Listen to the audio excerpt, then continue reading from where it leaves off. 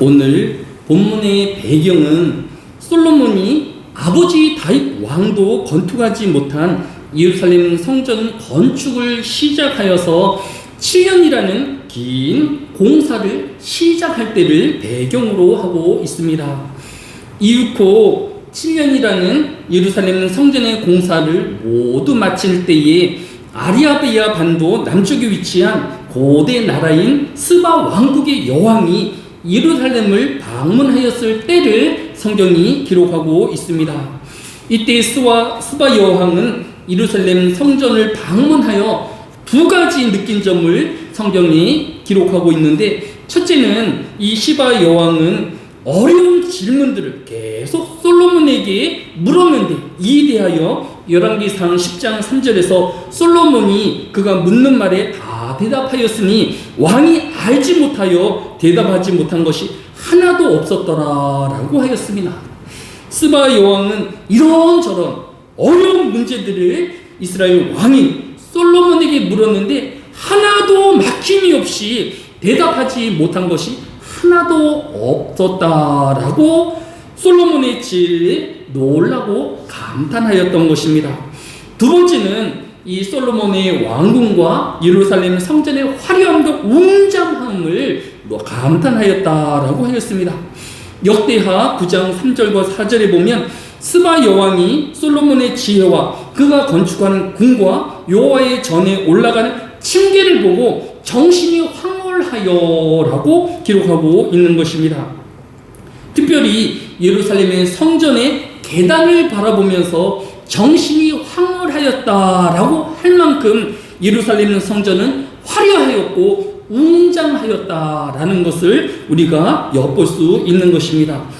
혹시 이 스바 여왕이 가난하고 또 변두리 나라의 이런 왕이어서 혹시 화려한 도시를 보지 못하였기에 이렇게 예루살렘 성전을 보고 놀란 것은 아니었을까 하는 의심이 들었는데, 역대하 9장 9절에 보니까 이에 그가 금 120달란트와 매우 많은 향품과 보석을 왕께 드렸으니 스바 여왕이 솔로몬 왕께 드린 향품 같은 것이 전에도 없었더라라고 하였습니다. 이스라엘 주변의 많은 나라들이 솔로몬 왕이 되어짐을 축하하는 사절들을 보내거나 또 왕이 직접 방문하였을 때에 가져온 선물들이 많이 있었는데, 그 중에서 가장 으뜸이 이 시바 여왕이 가져온 금 120달란트였다라고 성경이 기록하고 있는 것을 볼 수 있습니다. 제가 금 120달란트를 오늘날로 환산해 보니까 4톤이 조금 넘는 양이었습니다. 금 1톤이 1,500억 원에 달하는 것이니까 금 4톤이면 5,600억 원에 상당하는 액수였던 것을 볼 수 있습니다. 얼마 전에 트럼프 대통령이 당선되어지자 또 우리나라 각 세계에서 가장 부유한 나라로 알려진 사우디아라비아에서 이 미국 대통령에게 전용기를 한 대 사주겠다라고 하였는데, 그 전용기의 가격이 5,600억 원 정도 되었습니다. 그러니까 이 시바 여왕은 가난한 나라이거나 또 안목이 없는 왕이 아니라 이렇게 다른 나라에 5천억 원이 넘는 축하 사절금을 보낼 수 있을 정도로 넉넉한 나라의 여왕이고 또 안목이 높은 여왕이었던 것을 알 수 있습니다. 이러한 시바 여왕이 인정할 만큼 예루살렘의 성전은 화려하였고 웅장하였던 것을 추론해 볼 수 있습니다. 그러면 오늘 본문인 역대하 2장은 이렇게 화려한 성전을 지은 솔로몬만을 추켜 세우고 또 이 솔로몬 왕만을 기리는 장일까요? 보면 역대하 2장의 전반적인 내용은 이 솔로몬 왕을 도와서 예루살렘의 성전 건축한 내역들을 자세하게 기록하고 있는 것을 볼 수 있습니다. 가장 먼저는 이웃 나라인 두루왕 후람의 도움을 성경이 기록하고 있습니다. 두루왕 후람은 예루살렘 성전에 필요한 백향목과 잣나무와 또 백단목 등 귀하고 다양한 소재의 나무들을 이스라엘에 공급하였던 것입니다. 오늘 본문인 역대하 2장 16절에 보니까 우리가 레바논에서 당신이 쓰실 만큼 벌목하여 때를 엮어 바다에 띄워 욥바로 보내리니 당신은 제목들을 예루살렘으로 올리소서 하였더라라고 하였습니다. 오늘 설교의 제목이기도 한 것처럼 당신이 쓰실 만큼 벌목하여라고 하였습니다. 예루살렘 성전에 필요한 만큼 또 꼭 필요한 물자들을 아낌없이 충분하게 제가 공급하고 또 보내드리겠습니다 라고 서약한 것을 볼 수 있습니다.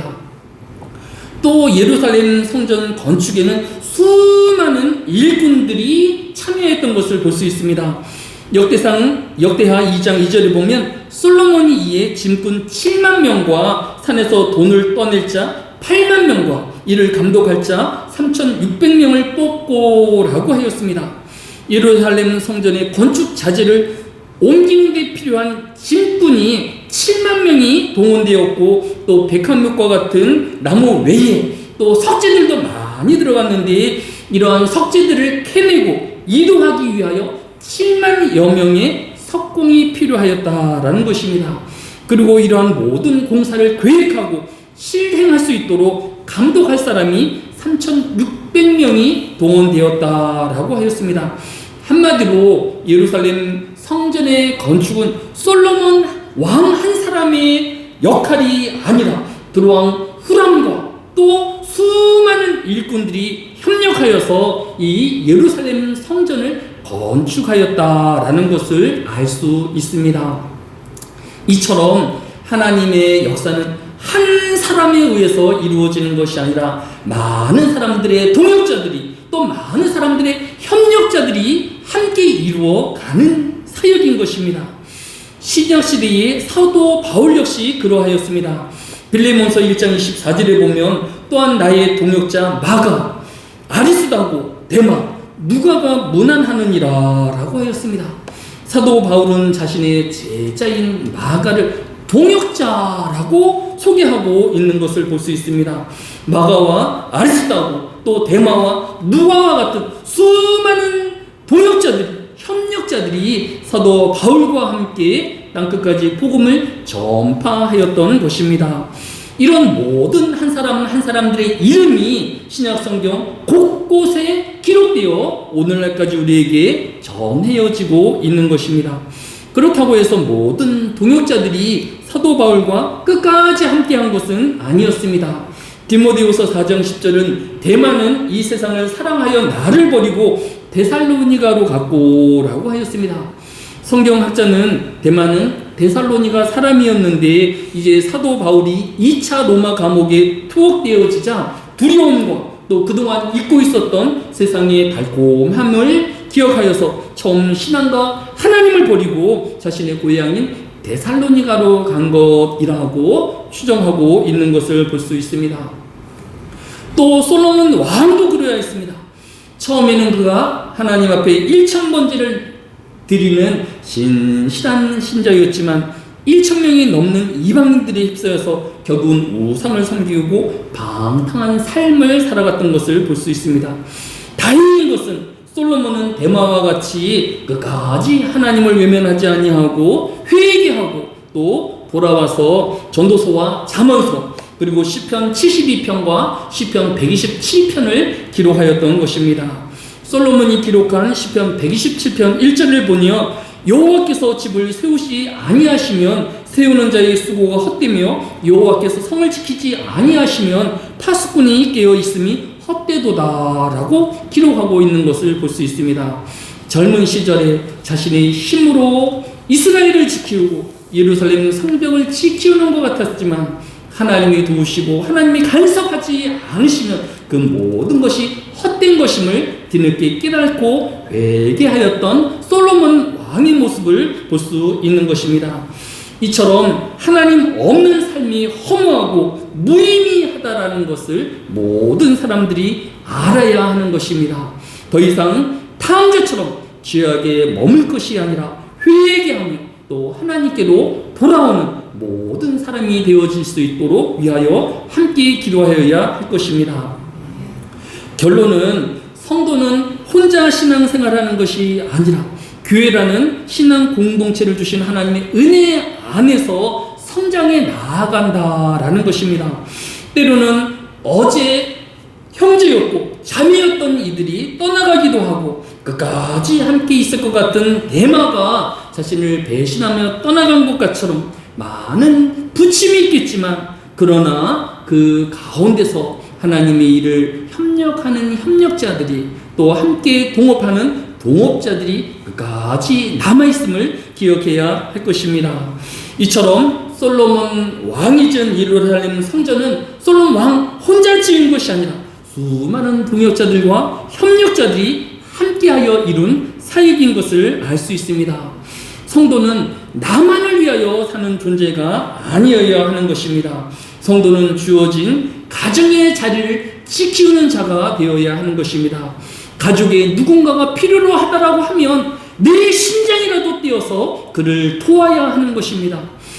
성도는 혼자 신앙생활을 하는 것이 아니라 교회에서 함께 신앙을 하는 것입니다.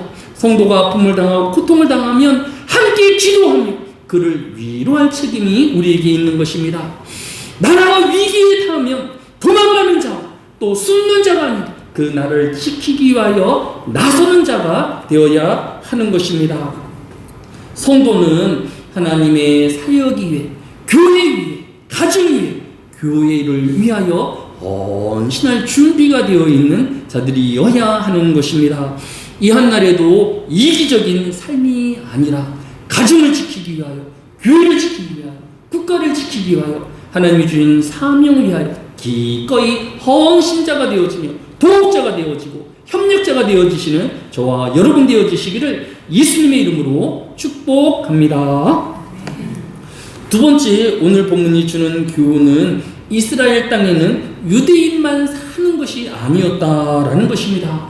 오늘 본문인 역대하 2장 17절을 보면 전에 솔로몬의 아버지 다윗이 이스라엘 땅에 사는 이방 사람들을 조사하였더니 이제 솔로몬이 다시 조사함에 모두 15만 3,600명이라고 하였습니다. 솔로몬 당시에 이스라엘에 거주하는 이방인이 15만 3,600만 명이나 있었다라는 것입니다. 성경을 살펴보면 이스라엘 민족은 처음부터 단일 민족이 아니었습니다.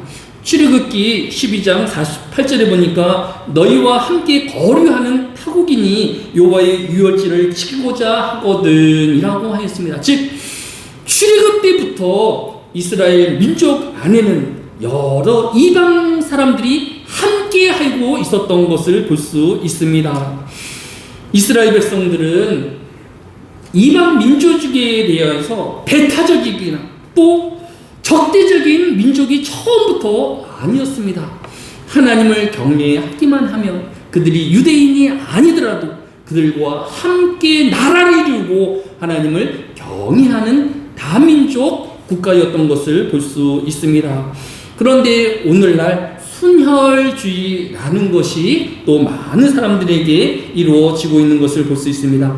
순혈주의는 자신들이 혈통이 안 된다라고 주장하는 민족주의와 같은 맥락입니다. 일본에서는 일본 원주민이었던 야마토 민족에 대한 순수 혈통에 대한 그런 많은 지배적인 사상들과 또 이러한 것에 의해서 전쟁이 일어났던 것을 볼 수 있습니다. 또 대표적으로는 독일이 게르만 민족에 대한 순수 혈통주의로 이런 혈통을 오염시킨다는 이유로 유대한 600만 명을 학살하는 일도 서슴지 않았던 것을 볼 수 있습니다. 이와 같이 순혈주의는 자신 외에 다른 민족은 이방인들은 인정하지 않는 오만함과 교만함으로 많은 갈등과 전쟁을 불러일으키고 있는 것을 볼 수 있습니다. 성경이 교훈하는 바는 무엇일까요? 로마서 1장 16절에 보니까 내가 복음을 부끄러워하지 아니하노니 이 복음은 모든 믿는 자에게 구원을 주시는 하나님의 능력이 됩니다. 먼저는 유대인에게요 그리고 헬라인에게로다 라고 하였습니다. 하나님은 유대인뿐만 아니라 이방인인 헬라인까지도 모두 구원 얻기를 원하신다라고 로마서가 교훈하고 있는 것입니다. 또 갈라디아서 3장 28절은 너희는 유대인이나 헬라인이나 종이나 자유인이나 남자나 여자나 다 그리스도 안에서 하나이니라라고 하였습니다. 하나님의 피조물인 모든 사람은 남자이거나 여자이거나 유대인이거나 헬라인이거나 그의 신분이 종이거나 귀인이거나 다 똑같은 하나님의 자녀라고 성경이 교훈하고 있는 것입니다.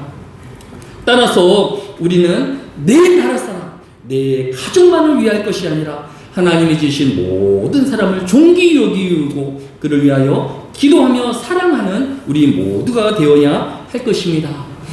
내일 모레가 되어지면 이제 유교가 일어난 날인데 이 유교 전쟁에 많은 나라들이 우리나라를 돕기 위하여 희생하며 또 전쟁을 함께하였던 것을 볼 수 있습니다.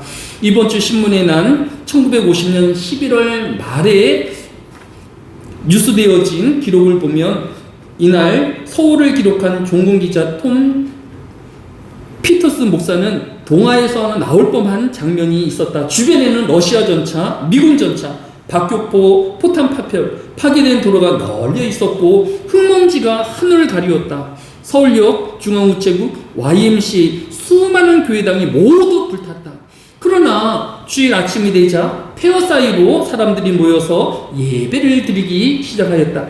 매트리스 헝겊으로 만든 양복 차림의 장로로 시작하여 맨발의 성도들, 전기도 없고 난방도 안 되는 추운 교회당에서 그럼에도 누구 하나 낙담하지 아니하고 하나님께 감사 예배를 드렸다라고 기록한 뉴스의 기사를 보았습니다. 또 6.25 전쟁을 인하여서 77만 6천 명이 희생되었는데 이 중에는 군인 16만 2,394명이 또 유엔군으로 3만 7,623명이 사망하였고 그 중에는 미군이 3만 명 넘는 인원이 아무도 모르는 들어보지도 못한 작은 나라를 위하여 그의 피를 목숨을 기꺼이 내어 놓았던 것을 볼 수 있습니다. 현재 이스라엘의 거주 중인 나라의 인구를 조사해 보니까 74%만 유대인이고 21%는 팔레스타인을 포함한 아랍인이고 또 나머지 5%는 유대인도 팔레스타인도 아닌 인구라는 통계가 있었습니다.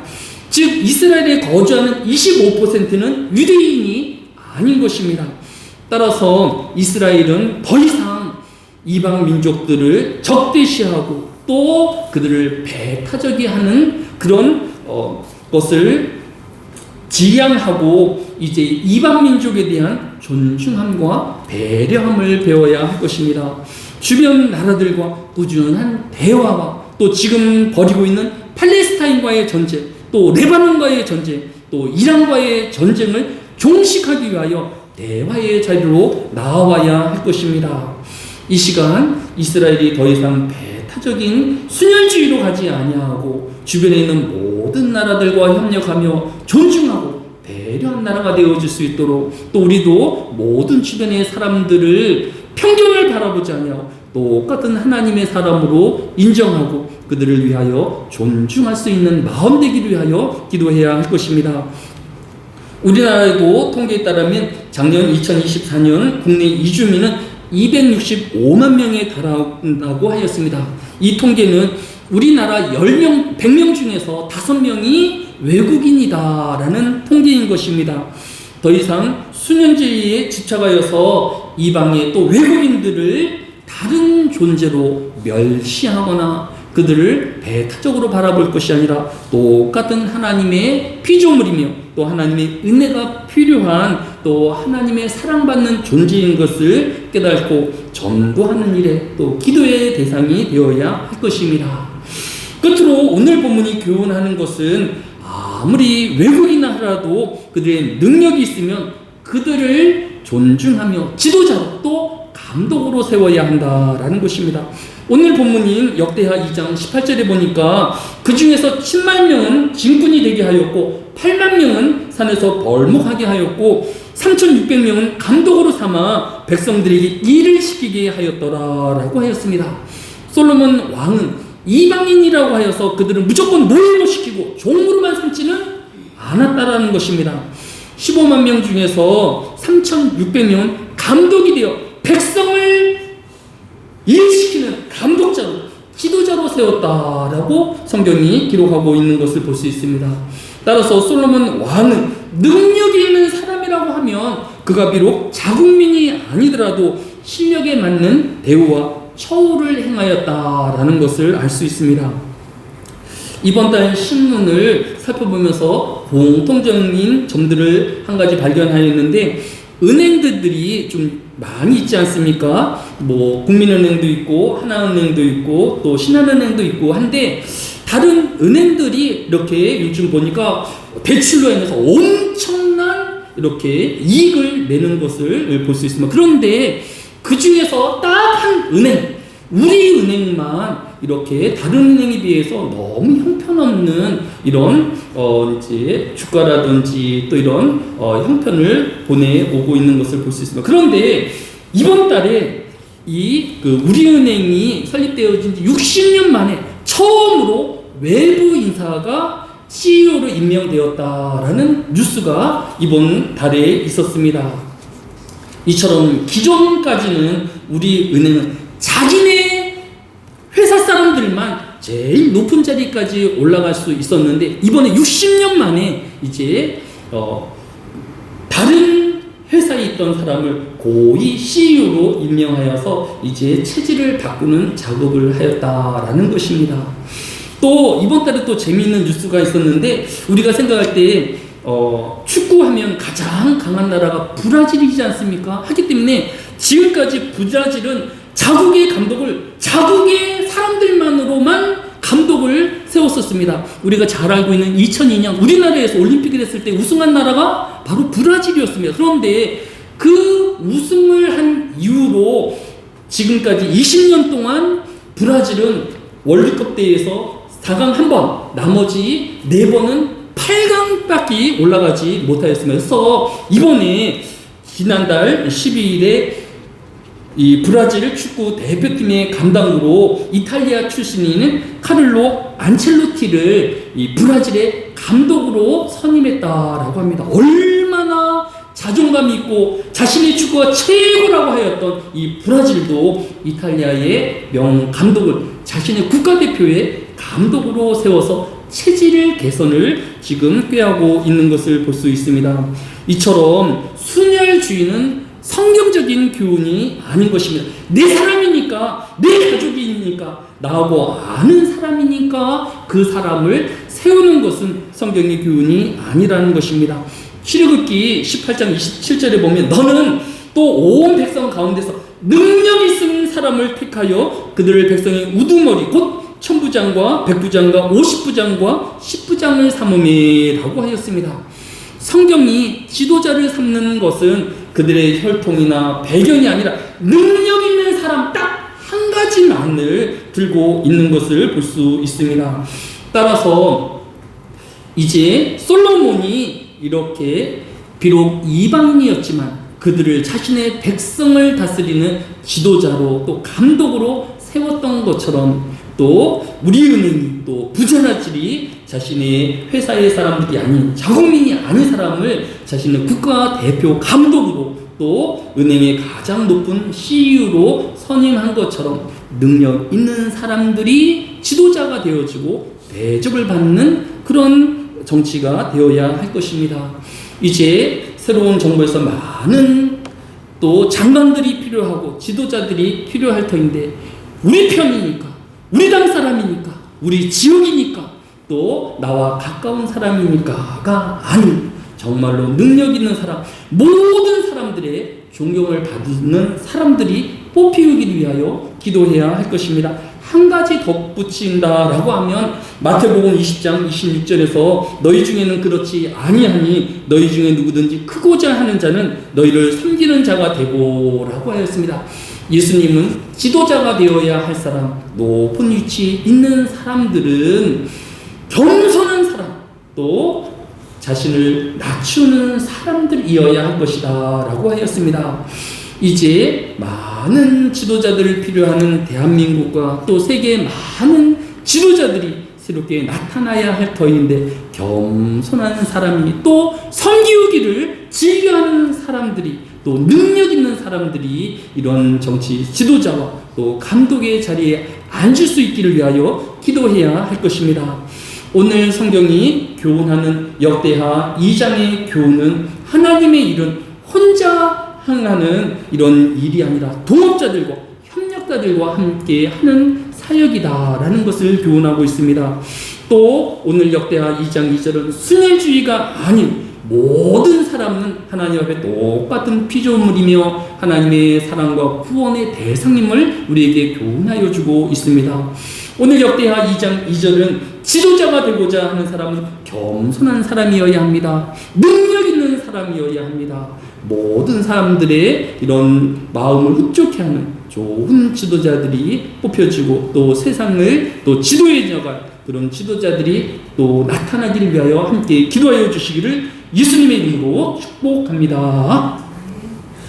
사랑이 많으신 아버지 하나님, 이 한날에도 하나님의 말씀대로 살아내는 하늘교회 성도들이 되어지게 하여 주시고 또 우리에게 주실 한 주간도 하나님의 말씀을 깊이 묵상하며 실천하는 주의 백성들 되어지게 하여 주시기 바랍니다. 많은 사람들과 대화해 나아가는 주의 백성들이 되어지게 하여 주시고 내 것을 내려놓고 협력하는 자들이 되어지며 동업하는 자들이 도울 수 있는 일들을 위하여 협력하는 주의 백성들이 되어지게 하여 주옵소서. 감사를 드리오며 예수님의 이름으로 기도드렸사옵나이다. 아멘.